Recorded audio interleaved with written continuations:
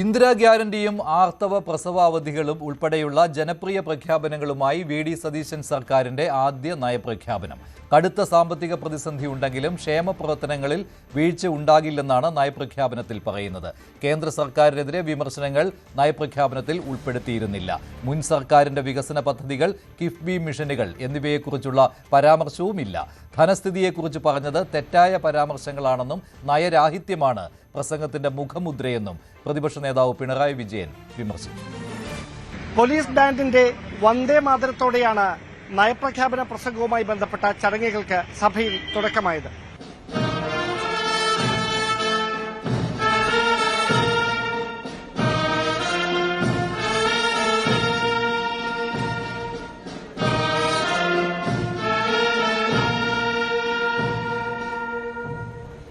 പിന്നാലെ വി.ഡി. സതീശൻ സർക്കാരിന്റെ ആദ്യ നയപ്രഖ്യാപനം ഗവർണർ രാജേന്ദ്ര വിശ്വനാഥ അർലേക്കർ സഭയിൽ ആരംഭിച്ചു.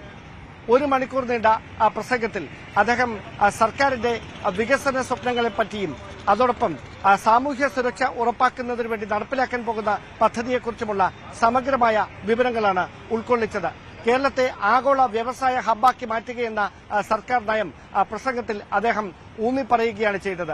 വിദ്യാഭ്യാസ രംഗത്തും അതോടൊപ്പം കാർഷിക മേഖലയിലും ആരോഗ്യരംഗത്തുമൊക്കെ കേരളം ഏത് തരത്തിലാകും ആധുനിക സാങ്കേതിക സംവിധാനങ്ങളുടെ സഹായത്തോടെ കൂടുതൽ ക്രിയാത്മകമായ ഇടപെടലുകൾ നടത്തുകയെന്ന് ഗവർണർ വ്യക്തമാക്കി. My government will leverage modern technology to boost production and productivity, reduce cultivation costs, promote mechanization and encourage secondary agriculture. കൃഷിയെ ഒരു ലാഭകരമായ തൊഴിലാക്കി മാറ്റുന്നതിനു വേണ്ടി ഏത് തരത്തിലുള്ള ഇടപെടലുകളാകും സർക്കാർ നടത്തുകയെന്ന് ഊന്നിപ്പറഞ്ഞ ഗവർണർ മത്സ്യബന്ധന മേഖലയുടെയും പട്ടികജാതി പട്ടികവർഗ മേഖലകളുടെയുമൊക്കെ സമൂലമായ വികസനം ലക്ഷ്യമിട്ടുകൊണ്ട് സർക്കാർ നടപ്പിലാക്കാൻ പോകുന്ന പദ്ധതികളെക്കുറിച്ചും ദീർഘമായി തന്നെ പ്രതിപാദിച്ചു. അതോടൊപ്പം വിനോദസഞ്ചാര മേഖലയുടെ വികസനത്തിന് ഊന്നൽ നൽകിക്കൊണ്ട് സർക്കാർ നടപ്പിലാക്കാൻ പോകുന്ന ക്രിയാത്മകമായ പദ്ധതികളുടെ സംക്ഷിപ്തവും ഗവർണർ അവതരിപ്പിച്ചു.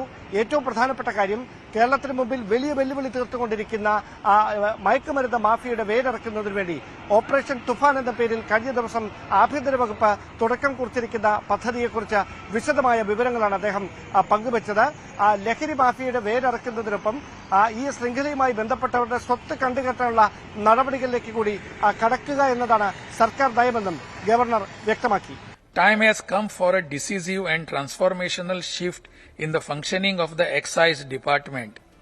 Accordingly, the department will be reimagined and rebuilt as a modern, intelligence-driven, technology-enabled, people-centric institution committed not merely to regulation but to public welfare, youth protection and social responsibility and transparent governance. സാമൂഹ്യ സാമ്പത്തിക മേഖലയിൽ കേരളം നടത്താൻ പോകുന്ന ക്രിയാത്മകമായ ഇടപെടലുകളെക്കുറിച്ച് പങ്കുവച്ച് തുടർന്ന് അദ്ദേഹത്തിന്റെ പ്രസംഗം അവസാനിക്കുന്ന സമയത്ത് സ്ത്രീകളുടെ ക്ഷേമത്തിന് ഊന്നൽ നൽകിക്കൊണ്ട് വിദ്യാർത്ഥിനികൾക്ക് ആർത്തവ അവധി 3 ദിവസമായി പ്രഖ്യാപിക്കുകയും അതോടൊപ്പം ഈ ദിവസങ്ങളിൽ അവർക്ക് അക്കാഡമിക്കായ പിന്തുണ ഉറപ്പാക്കുന്നതിനും അതോടൊപ്പം സാനിറ്ററി നാപ്കിനുകളുടെ ഉൽപാദനം വർദ്ധിപ്പിക്കുന്നതിനുള്ള ഇടപെടലുകൾ കൂടി കൃത്യമായി തന്നെ സർക്കാർ നടപ്പിലാക്കുമെന്നാണ് പറഞ്ഞു വെച്ചിരിക്കുന്നത്. സമഗ്ര തല സ്പർശിയായിട്ടാണ് നയപ്രഖ്യാപന പ്രസംഗം അവതരിപ്പിച്ചതെങ്കിലും വലിയ വിമർശനവുമായി ബിജെപിയും അതോടൊപ്പം തന്നെ മുഖ്യ പ്രതിപക്ഷമായ LDFും രംഗത്തെത്തിയിട്ടുണ്ട്. പ്രതിപക്ഷ നേതാവ് പിണറായി വിജയൻ പറഞ്ഞത് കേന്ദ്ര സർക്കാരിനെതിരായ ഒരു വിമർശനവും നയപ്രഖ്യാപനത്തിൽ ഉൾക്കൊണ്ടിരുന്നില്ല. അതോടൊപ്പം മുൻ സർക്കാരിന്റെ വികസന തുടർച്ചയെക്കുറിച്ചും ഒരു വാക്കുപോലും പറഞ്ഞിട്ടില്ല. അതുകൊണ്ട് ഇത് നയപ്രഖ്യാപനമല്ല, നയരാഹിത്യമാണ് വ്യക്തമാക്കിയതെന്നായിരുന്നു പിണറായി വിജയന്റെ പ്രതികരണം.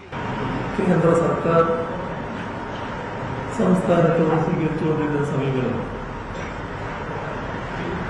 അതുമായി ബന്ധപ്പെട്ട് കാര്യങ്ങൾ നയപ്രഖ്യാപനത്തിൽ ഉണ്ടാകേണ്ടത്.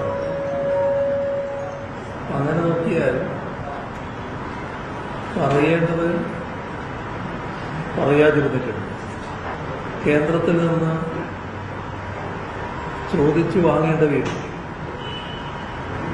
അതിനെക്കുറിച്ചെല്ലാം മൗനം പാലിച്ചതായാണ് കാണുന്നത്. സമാനമായ വിമർശനം തന്നെയാണ് ബി.ജെ.പിയും ഉന്നയിച്ചിരിക്കുന്നത്.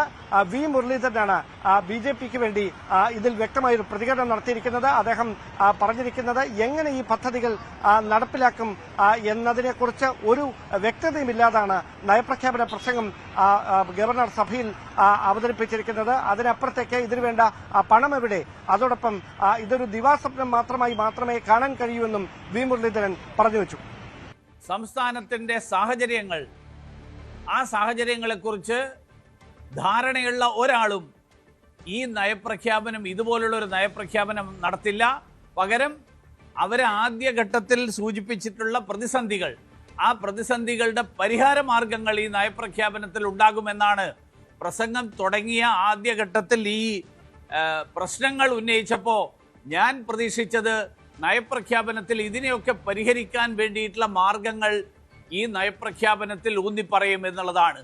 അതൊന്നുമില്ലാത്ത ഈ നയപ്രഖ്യാപനം ഇത് മലർപ്പൊടിക്കാരന്റെ സ്വപ്നം മാത്രമാണ്. നയപ്രഖ്യാപന പ്രസംഗത്തോടെ 16ാം നിയമസഭയുടെ സമ്മേളനത്തിന് തുടക്കം കുറിച്ചിരിക്കുകയാണ്.